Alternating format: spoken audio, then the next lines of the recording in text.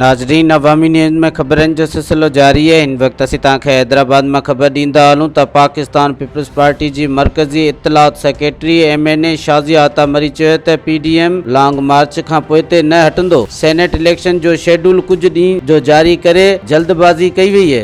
उसी तरीके से हमारी तनख्वाहों में इजाफा किया जाए। 20,000 अगर एक सरकारी मुलाजिम आज कमा के घर ले जाता है तो उसका घर नहीं चल सकता।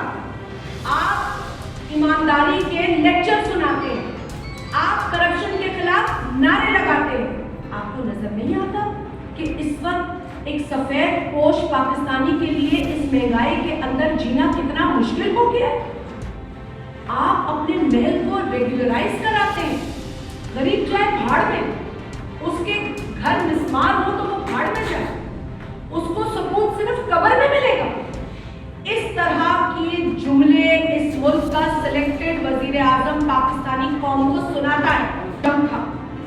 इमरान न्याजी ने कल इस्लामाबाद को मैदाने जंग बनाया।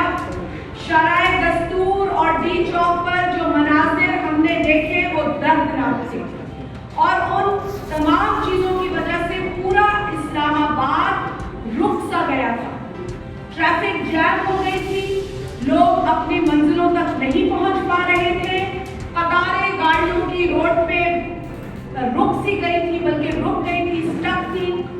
हमारे अरकान जो वहाँ मुख्तलिफ MNA बैठे हैं, यहाँ वो जो मुख्तलिफ मीटिंग्स के लिए वहाँ गए हुए थे, कोई एयरपोर्ट पे फंस गया था, कोई अपनी मीटिंग से नहीं निकल पा रहा था।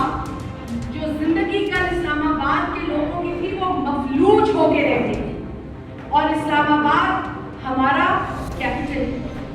इस्लामाबाद पाकिस्तान के लिए एक बहुत अहमियत का हामिल है। वहाँ हमारी पार्लियामेंट है, वहाँ हमारी सुप्रीम कोर्ट है, वहाँ हमारे बड़े इदारे हैं। और कल इस नाअहल हुकूमत ने सिर्फ उस मुतालबे के लिए जो मुलाजमीन का जायज मुतालबा था, उसको न मानने की जिद में उन पे टीयर गैस फेंकी गई, उनको मारा गया, उनके बालों से उन्हें घसीटा गया, उनके कपड़ों से उन्हें घसीटा गया। जिस तरीके से कल उस हुकूमत ने जो कुछ इस्लामाबाद में किया है उसकी सख्त। मज़ीद खबरों और तफसीलात के लिए विजिट करें हमारी वेबसाइट www.awamiNewsHD.com।